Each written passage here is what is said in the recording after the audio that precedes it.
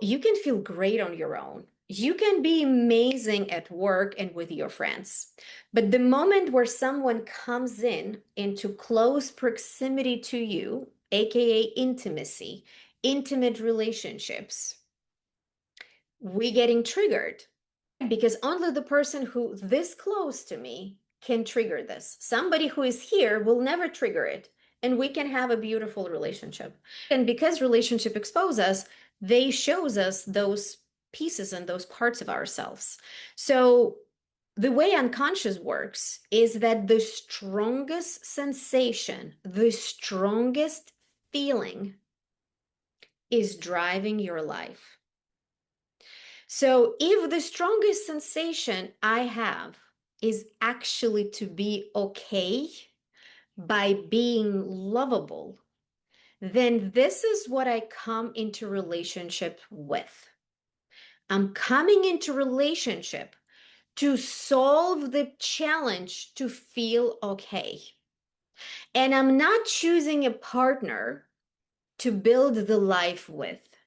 I am choosing the partner who can play at that level with me. So when I go into the relationship, I'm not asking the questions. Is this a good relationship for me? Is this safe for me? Do I like who this person is when they tired, when they maybe not feeling well, when they going through crisis? Right? Do I enjoy their character strength, the way they give their attention to other people, or that feels to me like a competition and a threat? Do we have mutual values? I'm not asking those questions. The questions that I'm asking is, does he like me? Instead of, am I liking him? And what is it that I love about him?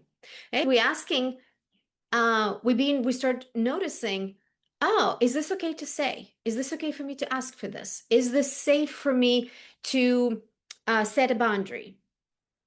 Is this safe for me instead of giving to receive? And of course, the ultimate question, is he choosing me? What did he do for me? How many times he texted me? Did he prioritize me? Now, again, I want to tell you, of course, for a healthy relationship, you need somebody who prioritizes you. Of course, you need somebody who attuned to you. But there is a difference. If him not being available, him canceling, creates a trigger and activates that deep wound and the feeling of pain and hunger that I know since I can remember myself. That's not about him, and you cannot address even not being a priority in that state. Because if I'm dysregulated, it's going to dysregulate the other person. And then we have two people who defend themselves, and then there's no resolution. The conversation is over. So, what are the signs in a relationship that you are crave to be chosen? Where you have that hunger, that void within you, because you carried that void, that emptiness of not being chosen for 20, 30, 40, 50, whatever amount of years you are. Because I learned it for the first time when I was 2. It never got completed. For the rest of my childhood, I was watching my parents and I was earning their love and attention. I go into relationship. By this point, it's a habit. It's autopilot. We not even see this. Like, how did I end up here? Autopilot. The moment I go into relationship, somebody next to me, I'm immediately start scanning. How are they showing up? Are they dropping me? What is it that I need to do? How can I prove myself? How can I try more? How can I give more? I step into the energy of the fight, and the energy of a fight is a masculine energy. That's why you're going to end up clashing with your partner. Regardless how you look, how many feminine classes you took, how soft you're trying to speak, where you come to the energy to fight for your validation, worthiness, and to be chosen, that's the energy of the confrontation. So the signs that you crave being chosen, first and foremost, is you ignore red flags. You see red flags, You notice red flags. You know it is a red flag. And you choose to close your eyes. You choose to look away. You choose to find an excuses for his red flags without him even giving you excuses. So he's not giving you excuses. He's like, I'm okay. This is who I am.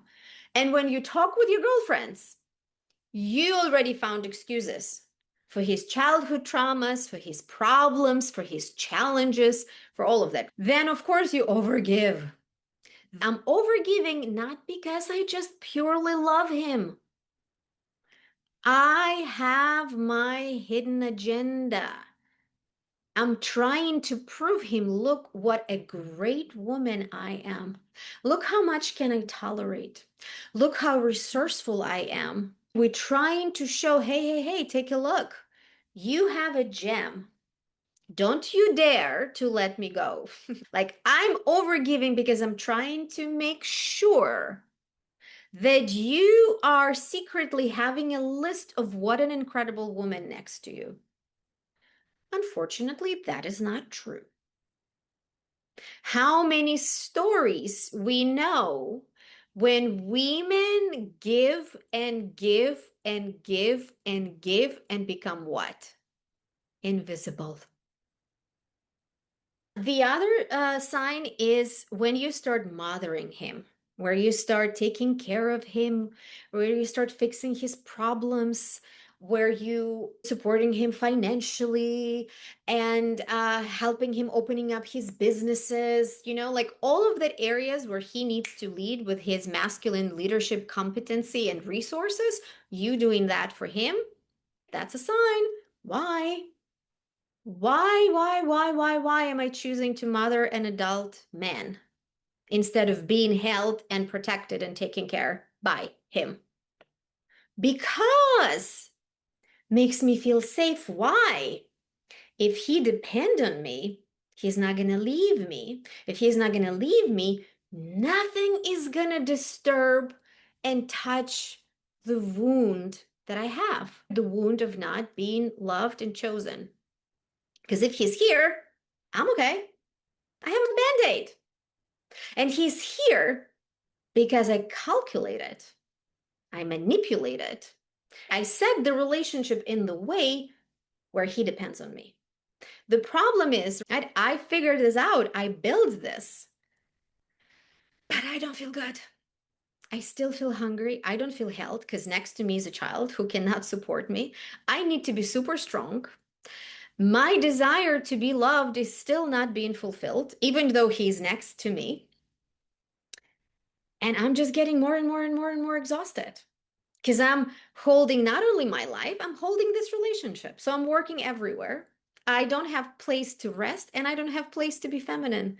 I don't have any space to receive because I'm also terrified to receive because I don't believe that I'm worthy of receiving. Like, do we see how we create catch 22? I give, I'm busy, I'm important, I cannot receive because I'm still busy proving that I'm worthy. And if I'm busy proving that I'm worthy, receiving is like the worst thing. The other side is, of course, being convenient. We often think that, oh, if I'm going to be accommodating, if I'm going to go with the flow, if I'm going to just be chill, if I'm going to be submissive, we're hoping in a twisted way that it will give me his love, but also guarantee that he's not going to leave. So it's like a form of a bargaining that we might not be even fully aware of. The other sign is that you initiate the most of the things. You constantly initiate. What are you doing? You're constantly planning, like you restless in that relationship. You holding the relationship because the idea unconsciously, oh my God, if I'm going to stop holding this relationship, then I will see the void. Then I will see that, this person is not showing up for me the way I need. If he's not showing up for me the way I need, I'm not being chosen. If I'm not being chosen, I need to get in touch with the feeling that was never completed, never processed, never looked at. Another sign, you tolerate inconsistency. And inconsistency is the most toxic experience that women can have. You guys are going to learn this in the Love Goddess Experience program because we have a whole module when we talk of psychology of relationships. And psychology of relationships has nothing to do with chemistry. No matter how much chemistry you have, if he's not fulfilling your needs, you're not fulfilling his needs, this relationship is going to collapse, regardless of what kind of a soulmates and twin flames you are.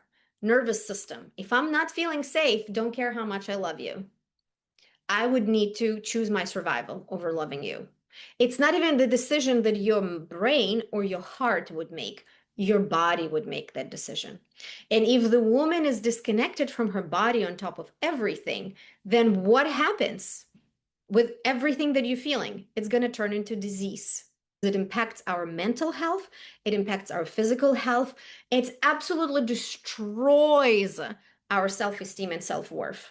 So when you have all those childhood wounds that we talked about, our self-worth, as you can see, depends on other people, depends on their presence, validation, approval, right? So I'm already don't have a strong sense of self and self-worth. If I'm in a relationship with someone who's constantly inconsistent, it's like escalating that pattern, multiplying it in a much bigger way. So it's much harder to heal. You would really need to do a serious amount of healing in order for you to then rebuild your sense of self. Do you see how unavailable man is actually a perfect match to the puzzle that helps you replay this?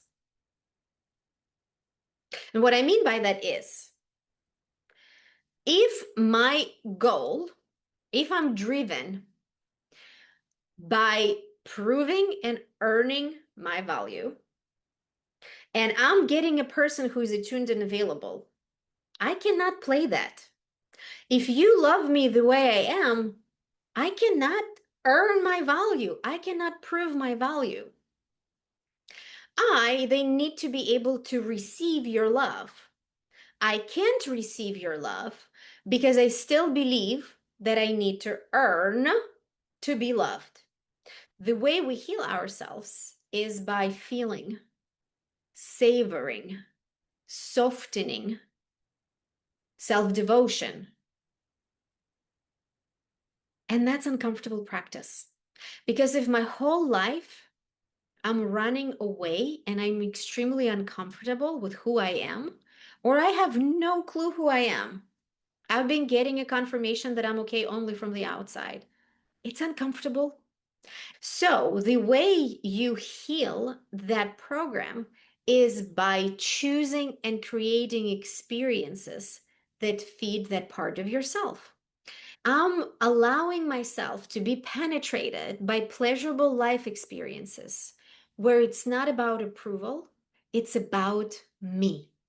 I am doing it solely to experience joy and pleasure. I don't have an agenda.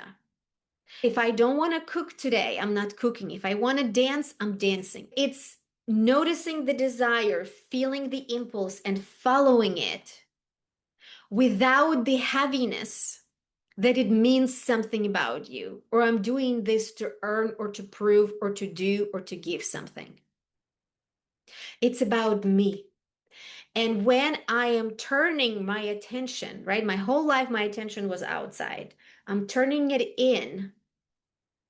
And that's how I repatterning myself. That's how I teach myself to be loved by choices and action that I am taking not to improve myself. I don't have to figure it out how to seduce someone. I am open because they are not a solution. They are not a solution to me feeling good.